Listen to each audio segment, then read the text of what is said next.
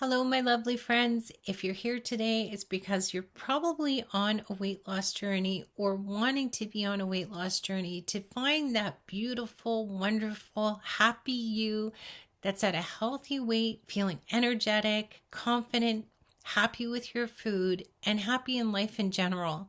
Well, I can't promise you'll be happy in every area, but I can help you lead to getting a nutritious, healthy weight loss that will leave you more confident, energetic, and feeling so much better about yourself.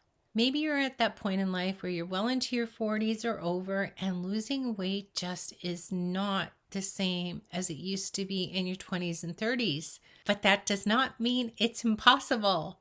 It is possible. It is probable. As a matter of fact, I started my weight loss journey at 57, lost 200 pounds in 23 months, after menopause, with no thyroid, taking antidepressants at the time, and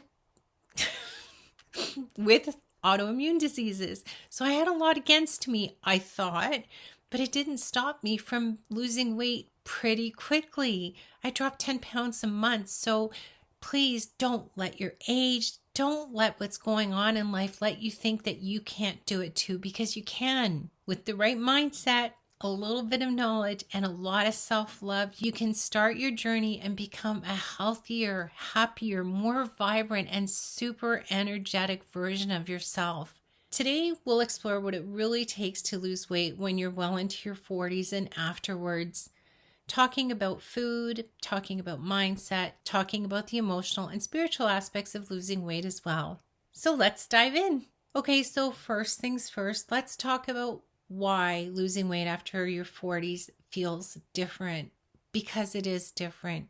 Your body slows down its metabolism. It's not the same as it used to be when you were in your 20s and you could lose weight just lying down because your metabolism was so high at the time.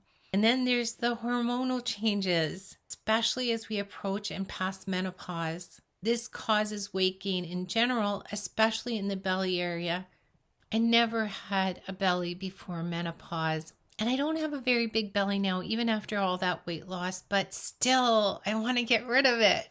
And the thing is that while these changes are natural, your weight should not define you, and it certainly should not stop you from achieving your goals. Let's talk about food and nutrition. The good news is you don't have to go on some crazy, highly restrictive diet to lose weight. As a matter of fact, doing that often backfires. You not only gain it back, but you gain it back plus. The good news is that after we hit our 40s and menopause, our body craves nutrition. It's like it's working with us. Where before we used to crave the unhealthier, I can eat whatever I want, we start to feel like we want some healthier things, and it's because our body's asking for it. So instead of focusing on what you can't have, try focusing on these amazing, good, nutritious, delicious foods that you can have and enjoy so much. I love my food. I keep telling you that, and you tell me you're afraid of dropping the things you love, but I'm telling you, you're going to love this food. Let's start talking about proteins first. Proteins are so important. Proteins like lean chicken, fish, or plant-based options like legumes, chickpeas, lentils, etc. They help stabilize your blood sugar, believe it or not, and they keep you fuller longer. Protein fills you and keeps you filled. Protein is the true energy giver. Not sugar that gives you a quick little zzz, but it gives you a long-lasting boost of energy that sustains you through the day. Healthy fats like avocados, nuts, and olive oil actually are your friend. You need them. They help with digestion, they help stabilize your hormones, and they give you sustained energy. Then there's my favorite group of foods, the vegetables, those colorful, friendly, lovely vegetables with their beautiful tastes. I can't get enough of them. Where do you start with how beneficial they are? And there's just such a variety of it too. Like, you just can't go wrong. And the thing is, I double up my vegetables. I have my meat, I have my grains, I have my vegetables. Let's talk about grains for a minute. Whole grains are an important part of your diet. Now, I know a lot of people say, oh, stay away from grains altogether. Yes, stay away from processed flour 100% for me. That was a necessity. I was addicted to it. I had it night and day. Bread, bread, bread, bread, bread, bread, bread, bread, bread. But there are healthy grains such as quinoa, farro, barley, oatmeal, and brown rice. These are all really healthy options to keep whole grains in your system. These whole grains are rich in fiber, antioxidants, nutrition, and loaded with vitamins. They are a necessary part of your diet as well. So don't be scared off because of white flour. We're not talking about processed refined flour here. Flour is the alternative. These are the healthy things we should be eating.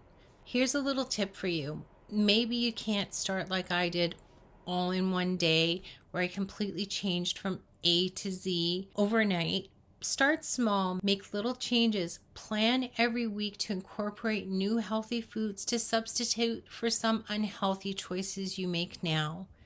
And slowly you'll see your diet improving, and you're not going to want the crap you have now. If it's overly processed, overly fatty, unhealthy, you're not going to want it after a while. Then there is the emotional side of eating. As women, especially as we grow older, we carry so much on our shoulders. How many of you tell me how stressed you are? How can I tell you how stressed I've been through my life? How stressed I've been this last 4 months? Just like stress you would not believe. We carry a lot, and this is one of the reasons we turn to emotional eating. We're not born with the coping skills to deal with this much stress. So we turn to what we think is going to make us feel good, and we turn to food for comfort. We turn to food to feel emotionally better, but that's not the right answer. So let me help you in other videos find those coping strategies, find those tools to help you put in place so that you don't turn to food when you need help coping. And let's face it, usually when we do turn to food for comfort, it's the stuff we shouldn't be having. It's the sugary stuff, the sweet stuff, the fatty stuff, the junk stuff, the fast food. It's the stuff that's the worst for us that for some reason we crave and we go to. We need to understand that there is a way that not only helps us deal with the emotions, but unlike food, when we eat it, we're left feeling negative and guilty and remorseful. But when we use coping strategies, when we release these emotions in a healthy way, we're not burying them anymore. We're dealing with them. And when we deal with them, guess what? We're not carrying them as emotional weight anymore. Then we don't crave the food the same way we did before. Each time we process things in the right way, each time we deal with the emotions instead of stuffing them down our throat, we actually are lightening the burden and we're lessening our desire for the food. Now let's talk about exercise. I know where I was 2.5 years ago, sitting here, not moving for years. Walking across the room made me lose my breath, quite literally, to the point where everybody worried about me if I had to go up the stairs with one of my baby granddaughters at the time. I'm not telling you you've got to hit the gym for 2 hours at a time all the time, but I am saying you need to get moving. You need your body to start moving again. And your body may resist the first 3 or 4 times, but guess what? It kicks into action at some point and says, hey, are we actually trying to improve ourselves now? Okay, I'm on it. Let's do this. And I can prove that because the first time I went for a walk was 2 blocks. I sat down after that 2 blocks, thought I was going to have a heart attack because I was panting and sweating like an animal. I got up after 10 minutes and then I walked home again. I did the same thing the next day and I had to sit down again. But the third day, I wasn't panting as much. And I thought, well, let's not try sitting down this time. Let's just stand here for a minute, catch your breath, which I did. And I went back home again and I made it. And there was a difference in my breath. By the time a week had gone by, I wasn't losing my breath the same way. I had a significant difference after 1 week of walking 2 blocks, so much so that I increased it to 4 blocks. Now, I know that some of you will start slower and some of you are already walking 2 kilometers. Wherever you are on your weight loss journey, you can just make small incremental changes like I did. I started small. My walking started with 2 blocks. My exercise started with chair exercises and a little bit of chair dancing because that's what felt good to me. My fitness journey was a very slow process, but over that 23-month process of losing weight, I went from no mobility to somebody who can kill it in the gym for 2 to 2.5 hours at a time if I want to, who can walk 17 kilometers without blinking an eye. Did I think I would ever do that? Absolutely not. Did I kill myself day after day to do it? Absolutely not. Everything was gradual. And I emphasize this, it was a slow process. This was a 2-year process. I did not start walking 5 kilometers after a month. I didn't walk 5 kilometers until maybe 3 or 4, maybe 5 months. It took me, I looked at my journal, it took me 14 months to go from 2 blocks to 10 kilometers. 14 months, that's a lot of time. I went almost every day, and every week I tried to increase it just a little bit. And that little bit sometimes was pushing it, but pushing it was okay if I did it in small increments. So I emphasize, be kind to yourself and increase slowly. Don't feel like you have to jump in hardcore right away, because if you hurt your body, you're just not going to do it again. If you're somebody who is really overweight and immobile like I was, I really would encourage you to start with a small walk or consider joining a community pool and start exercising in the water. It helps your joints a lot. Walking, water exercises, or chair exercises are the best option if you're pretty overweight and pretty immobile like I was. When you're ready to add in some strength training, all the better, because as we age, our muscles do tend to deteriorate a little bit. Doing a little bit of strength training really will improve your muscle tone. I do very light weights but high repetitions, and I know some people say do low repetitions, but for me this works and it's made a big difference in me. My shoulders were so slumpy even a year ago, and now they're squared and they're not muscular, they're just squared because I regularly work them out, and it's changed my posture, it's changed the muscle tone in my back, it's changed the shape of my body. I used to have really bubbly hips my entire life, and I thought, oh, it's just the way I was born. And I remember saying to my friend, oh, I'm big boned, I have big hips. He said, did you ever look at skeletons? I said, yeah. He said, when did you see a big hipped skeleton? I said, no. I said, really? I said, some people have narrow hips, but I have wide hips. He said, no, they're maybe millimeters apart from each other. He said, you have fat there. You need to tone yourself and you'll see that it will go down if you want to lose the weight there. And I said, okay, smarty pants. So I saw online this challenge. Now I've been exercising for a while, so I was almost ready for this. I had to push for it. But I saw this challenge on YouTube to do 100 squats a day for 3 months to see a difference. I saw a difference, a big difference. Where I had bubbly hips before, my hips went like this. I never expected this in my life, ever. My friend was right. He usually is. All of us have a friend like that. And please don't forget about stretching and flexibility. It is so important, especially after you exercise, so that you don't tear your muscles. We get little micro tears in our muscles after we've pushed a little bit.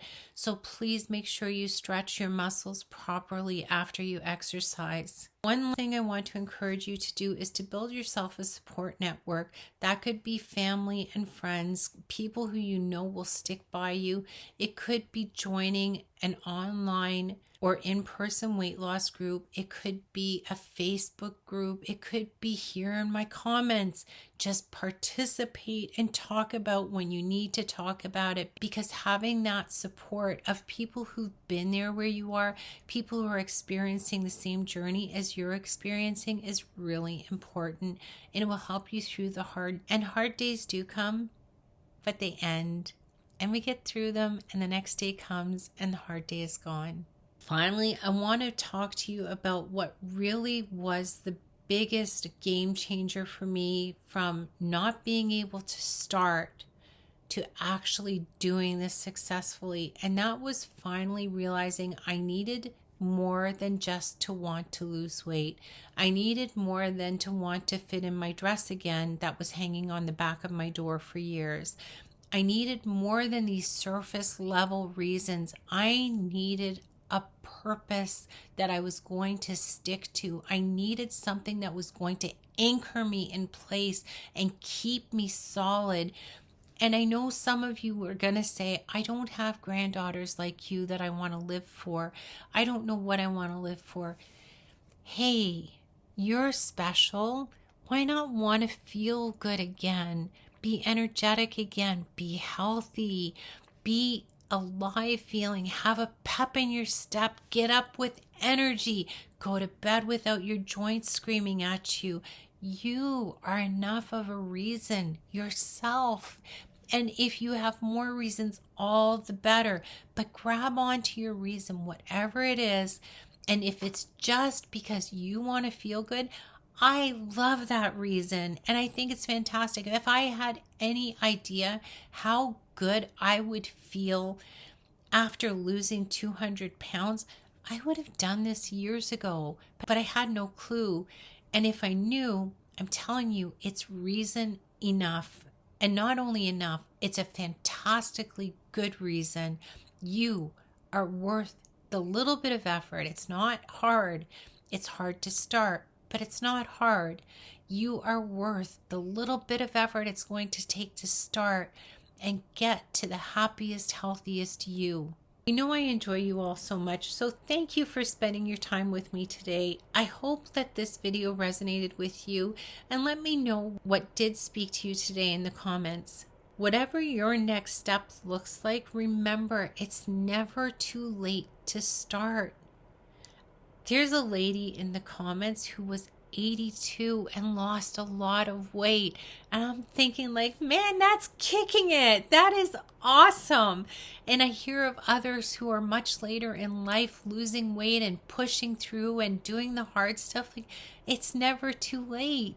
You can do this no matter where you are in life, no matter what your circumstances are.